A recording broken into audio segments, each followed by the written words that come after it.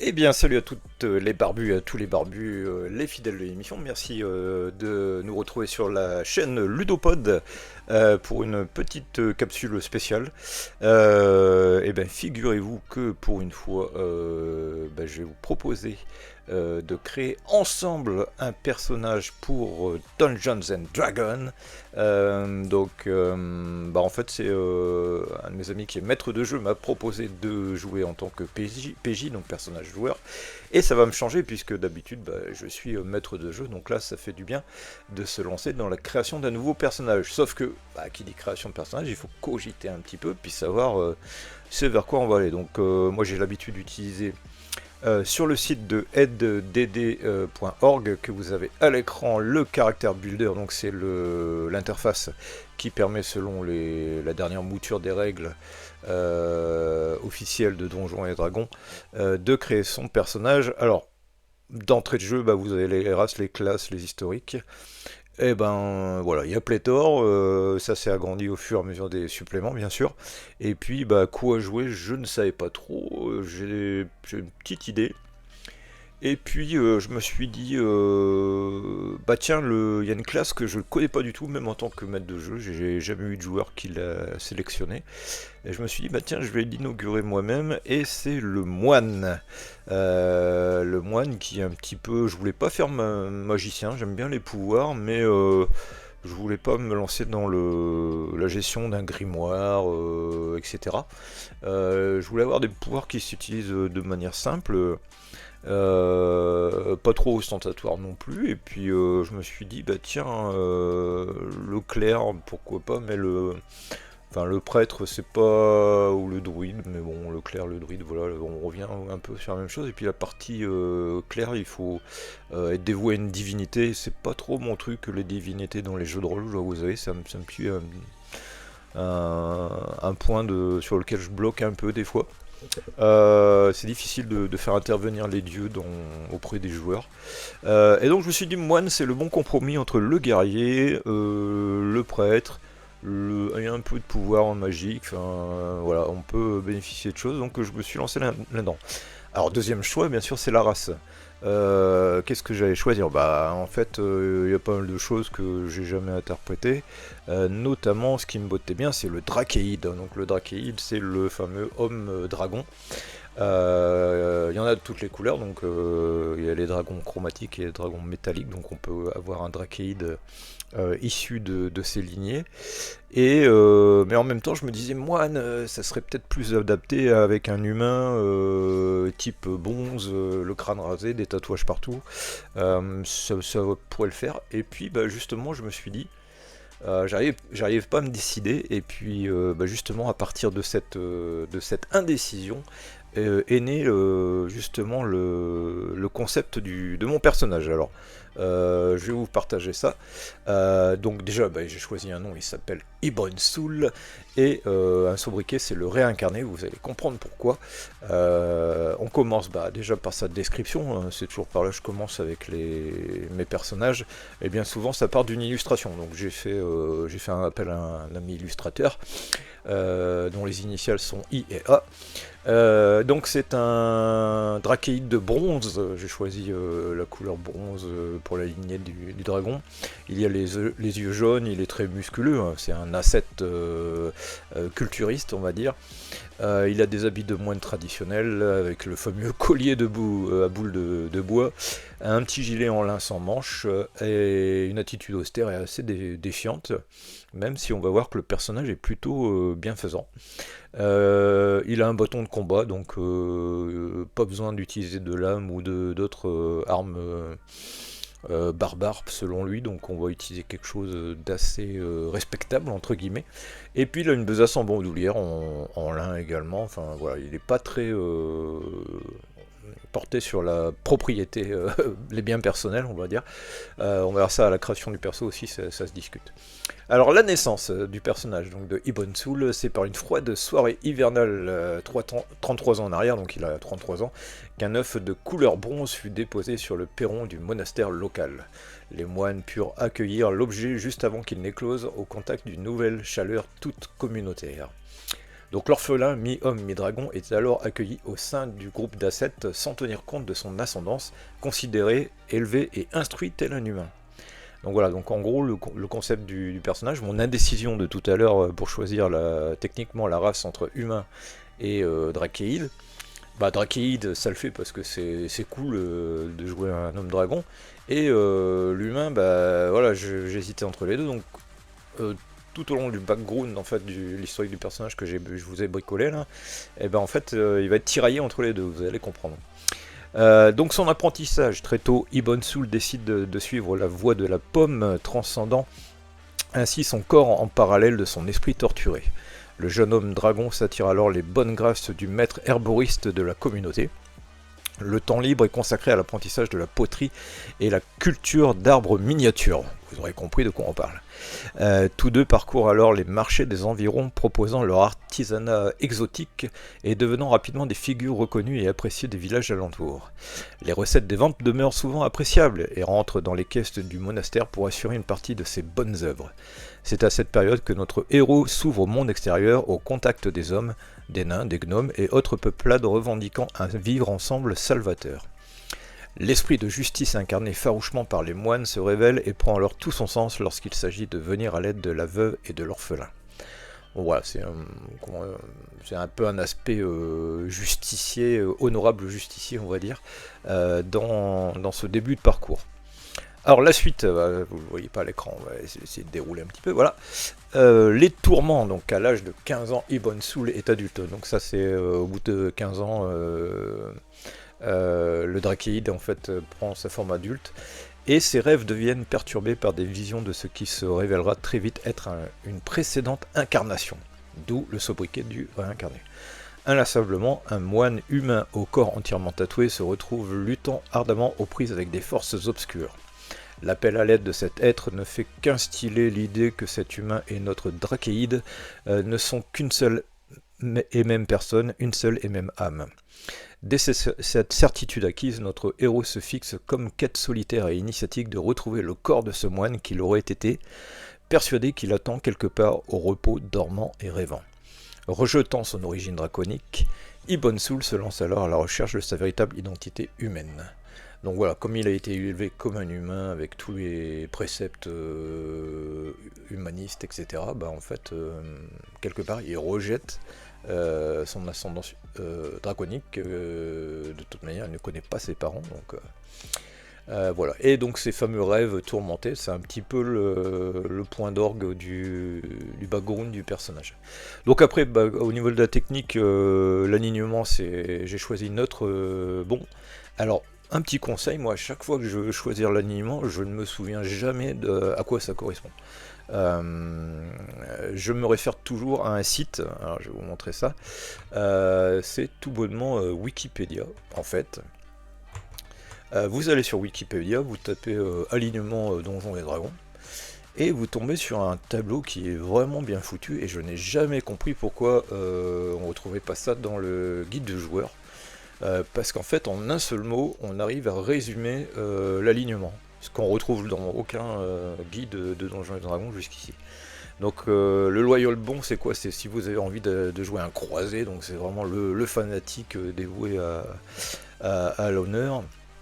Et puis donc dans ce tableau-là, bah, j'ai cherché un petit peu ce qui correspondait à mon personnage, et j'ai trouvé bienfaiteur. Et donc on tombe sur notre bon. Donc voilà, ça m'a permis de choisir mon alignement à partir de ce résumé en un seul mot, en fait, de cet alignement. Donc ça, vous le trouvez sur Wikipédia, voilà, c'est vraiment bien foutu parce que ça m'aide à chaque fois à m'y retrouver dans les alignements et à les résumer. Donc ensuite, son trait de personnalité, donc il fait de son mieux pour dispenser des actions bienfaisantes. Il aide les autres autant que possible, il travaille main dans la main avec les rois ou les juges, mais ne se sent pas obligé de leur obéir systématiquement. Et oui, il est dévoué à son monastère avant tout. Il voit dans le cosmos un lieu où la loi et le chaos ne sont que des outils à utiliser pour apporter la vie, le bonheur et la prospérité à toutes les créatures méritantes. L'ordre est utile seulement s'il procure des bénéfices à l'ensemble des êtres, tandis que le hasard et une totale liberté ne sont pas souhaitables s'ils ne génèrent pas un tel bienfait. Alors, au niveau des idéaux, c'est aussi une technique, enfin une case technique à remplir sur la feuille de personnage. Donc les idéaux, bah, c'est la justice, même si elle réclame des sacrifices, ne saurait être trahie. Donc c'est un petit peu son jusqu'au boutisme en tant que justicier, on va dire. Et les liens, bah, il a le maître herboriste, donc c'est pas bien défini, on va définir ça peut-être avec le maître de jeu, c'est vraiment une idée que je jette comme ça sur le papier. Et plus globalement, toute personne opprimée, donc dès qu'il va y avoir des opprimés, bah, il va leur venir en aide sur son chemin. Ses défauts, bah, il rejette sa condition draconique, donc c'est peut-être un défaut parce que bah, il a peut-être pas profité de ce que peut lui offrir cet aspect-là. Et il est tourmenté par ses cauchemars, donc ça on va continuer peut-être avec le maître de jeu à exploiter cet aspect, peut-être que ça va l'aider dans le background des scénarios et de la campagne à instiller quelque chose là-dedans. Et il reste omnibulé par sa quête d'humanité, donc il est persuadé que le moine humain qu'il voit dans ses rêves, c'était une précédente réincarnation de lui-même, et que le corps de ce moine existe toujours quelque part, donc il veut absolument le retrouver. Et petite devise, mon corps est le véhicule de mon âme, donc effectivement, ça résume un petit peu sa quête. Donc voilà, donc tout ça, ça va bricoler, bah, c'est du texte, voilà, avec la petite illustration qui va bien. Et puis, bah, on va basculer cette fois-ci sur la technique. Alors, on arrive ici sur la technique, donc la première page pour créer sa feuille de personnage, et puis bah, on va choisir tout bonnement Trakeid, vous avez compris, donc on va essayer d'aller assez rapidement. Donc c'est un moine pour la classe, c'est la première fois que je vais interpréter ça, j'espère que ce sera fun. Quand on prend le moine, on est obligé, si j'ai bien compris, de prendre Hermite dans son background, qui va nous donner une capacité qui s'appelle découverte. Alors je l'ai consulté rapidement. Et découverte, justement, ça colle parfaitement au background que j'ai bricolé en texte. C'est-à-dire qu'en fait, le moine, bah, en gros, il se fixe un objectif, une quête, un voyage. Et ça permet au maître de jeu bah, d'instiller sa campagne, ou d'articuler une partie de sa campagne autour de cet élément-là.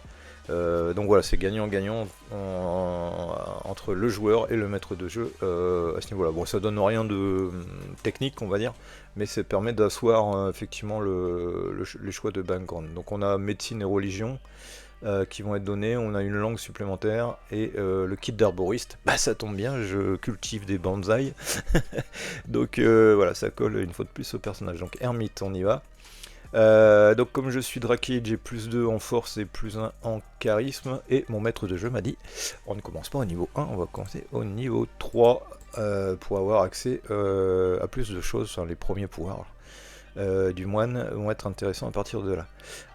Donc qu'est-ce qu'on va choisir? Eh ben, je vais partir sur la dextérité, qui est l'attribut premier, la caractéristique première.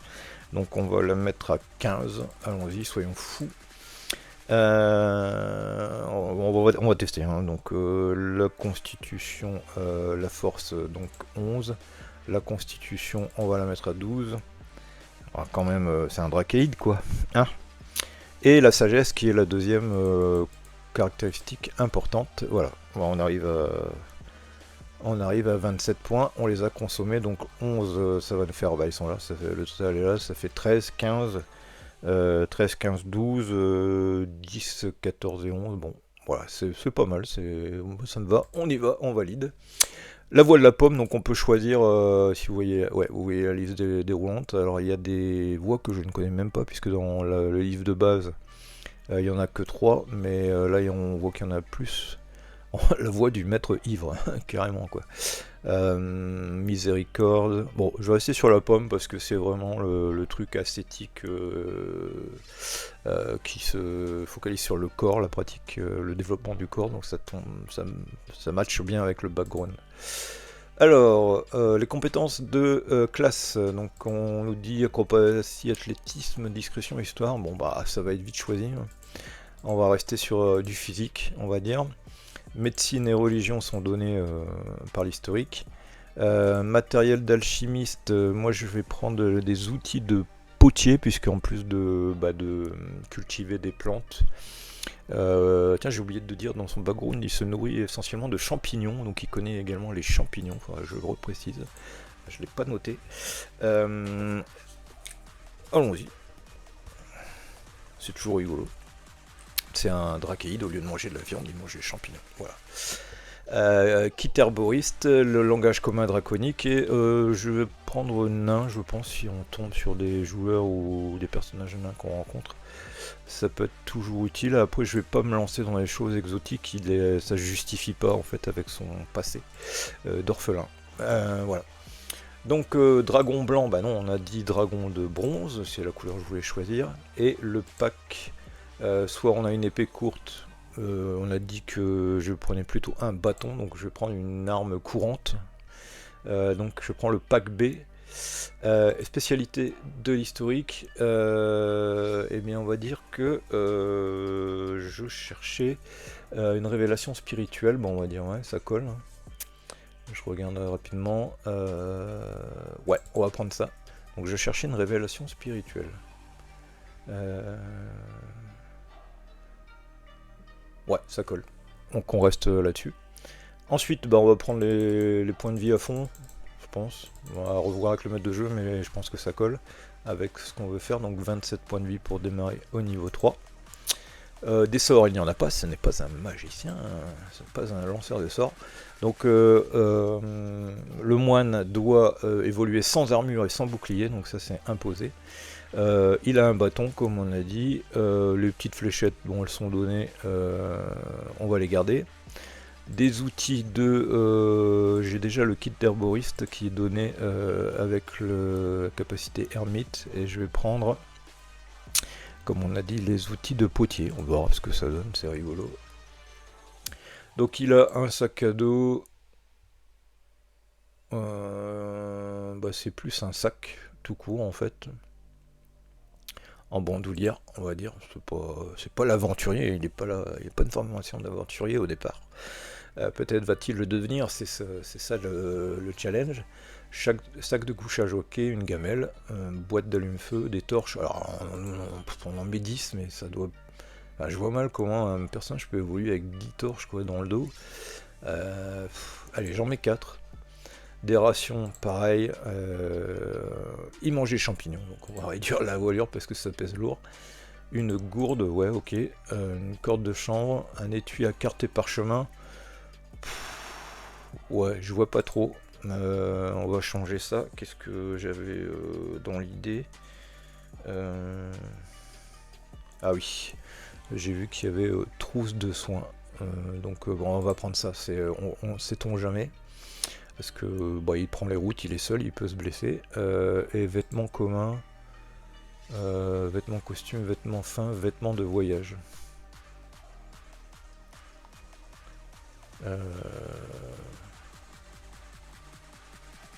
Bon, allez, on va dire qu'il a une capuche en cas de pluie. Enfin, une cape dans son sac.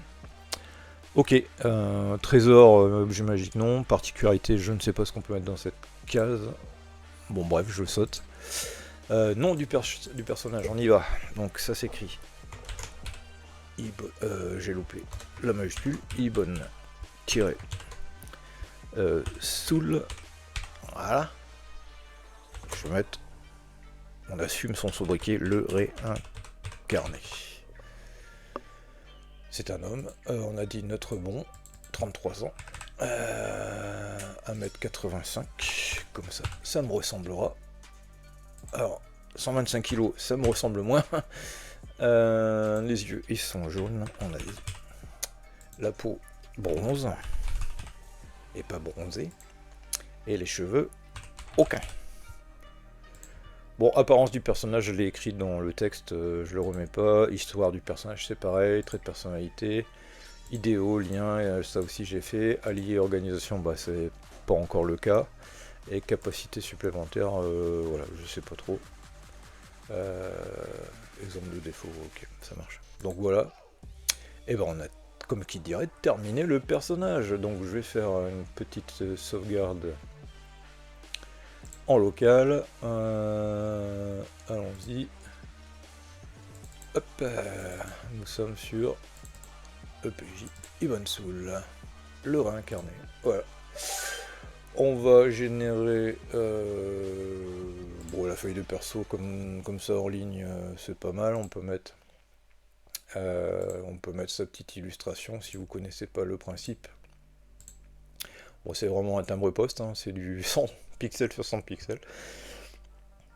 Voilà, mais en tout cas, bah, ça c'est la version si vous voulez jouer si vous êtes équipé de votre ordinateur durant le scénario, bah, vous pouvez naviguer dans les différents menus. Ici, c'est très rapide. Tout est résumé, donc voilà, 27 points de vie. Ah oui, il se déplace, ça c'est intéressant. Il se déplace plus vite que la moyenne, puisque c'est le moine, la capacité du moine lui donne une agilité vraiment hors du commun. Et donc il se déplace de 12 mètres, donc en termes de cases, je ne sais plus combien ça fait. Mais voilà. Alors, le truc qui me gêne un peu, c'est la classe d'armure, mais bon, on peut pas tout avoir, hein. C'est un petit 14, donc c'est en fait 10 plus le modificateur de dextérité et de sagesse qui sont ajoutés, donc ça c'est la capacité du moine pour se défendre. Donc bon, c'est un petit 14, mais il a d'autres capacités si jamais justement on lui tire dessus à distance. Il a une réaction qui s'appelle, je le trouve plus. Je pense que c'est peut-être technique de la pomme. Enfin, en gros, il peut attraper en fait au vol. Si on lui tire avec une flèche ou un carreau d'arbalète, il a une chance. Parade de projectile, voilà, c'est ici. Il peut attraper ou dévier en tout cas un projectile qui serait lancé sur lui. Donc ça peut réduire les dégâts ou carrément il attrape, il stoppe le projectile. Sur un coup de chance, ça peut le faire. Résistance aux dégâts foudre. Pourquoi foudre? Parce qu'en fait, il est dragon de bronze, dracaïde de bronze, et c'est sa capacité, son ascendance draconique, qui lui donne un souffle de foudre. Donc c'est aussi une attaque spéciale que je peux faire, donc 2d6 dégâts, si j'arrive à le faire. Découverte, on en a parlé. Technique de la pomme, bah, ça va lui ouvrir à différentes... comment dire, grâce au ki, il va pouvoir accéder à différents pouvoirs au niveau 3. Déplacement sans armure, donc ça on en a parlé, c'est obligatoire, il ne peut pas porter d'armure ni de bouclier. Il connaît les arts martiaux, donc à main nue il fait un D4, bon ça vaut ce que ça vaut, mais ça augmente au fur et à mesure des niveaux. Et défense sans armure, bah en fait je crois qu'il peut faire une esquive gratuite à vérifier. J'ai pas tout en tête, faudrait que je revoie. Donc voilà, c'est au niveau de l'initiative, il a plus 2. Il a un plus 4 pour utiliser son bâton ou les fléchettes qui sont données au départ. Donc description des armes, elles sont ici, c'est bien résumé, et merci. Donc voilà, et sinon si on voulait faire également comment dire, la feuille de personnage au format papier, il faut revenir en arrière peut-être. Je ne sais plus. Alors, ah oui, on peut modifier en plus, j'avais pas vu. Voilà, allons-y. Hermite, bah, ouais, j'avais été revoir ce que c'était la capacité de découverte sur l'hermite. Ouais, ça on l'a mis, hein, je cherchais une révélation spirituelle. Et puis après il nous donne des exemples de traits, idéal, liens, défauts. Donc si vous êtes un petit peu à court d'inspiration pour votre personnage, ça vous aide à vous orienter, c'est pas mal. Voilà, je voulais revenir ici et puis on va générer la feuille papier. Et voilà, bim, en un clic, voilà, c'est magnifique. Merci encore aux gens de aidedd.org qui font un magnifique boulot à chaque fois. Donc voilà, la feuille de personnage est générée directement. Tout ce qui est en bleu, bah, c'est ce qui a été donné dans les choix et grâce à la classe et à la race choisie. Tout est résumé là, voilà, l'équipement. Alors l'équipement, c'est ça qui est un peu discutable. On se retrouve avec 28 kg sur le dos dans sa besace. Voilà, c'est un truc qui m'a toujours un peu laissé questionner là-dessus, interroger. Je m'interroge toujours là-dessus, pourquoi on donne tout ça aux joueurs au départ alors que bah, ça pèse hyper lourd. Enfin bref, c'est vous transportez un halfling sur le dos, quoi. C'est bon. C'est bizarre, donc ici résumé, et puis bah, il y a une troisième page qui sert à rien, c'est les sorts quand vous êtes un magicien. Donc là, lui, il n'est pas magicien, donc les 2 premières pages sont utiles. Je vais me les imprimer, je vais les transférer à mon maître de jeu. Et puis bah voilà, on a fini. Donc on a créé en combien de temps? 24 minutes, 25 minutes, et encore j'ai beaucoup parlé, je vous ai saoulé. Un personnage, bon voilà, le tout était d'avoir l'idée, en fait, le background, on va dire, de ce personnage, et puis de transposer en technique, en fait, se rapprocher le plus possible grâce aux règles du guide du joueur. Pour créer ce personnage de toute pièce. Donc bienvenue à Ibon Soul, et puis on verra avec le maître de jeu si tout colle, si les cauchemars continuent, pourquoi il fait des cauchemars, pourquoi il voit ce moine humain le tourmenter, et qu'est-ce qui va lui arriver sur la route de sa quête initiatique. Et bien voilà, bah écoutez, je vous proposerai peut-être une autre fois une création d'un autre personnage, peut-être en tant que maître de jeu, on le fera en ligne avec un de mes joueurs, ça serait une idée pas mal, on pourra échanger, ça serait rigolo.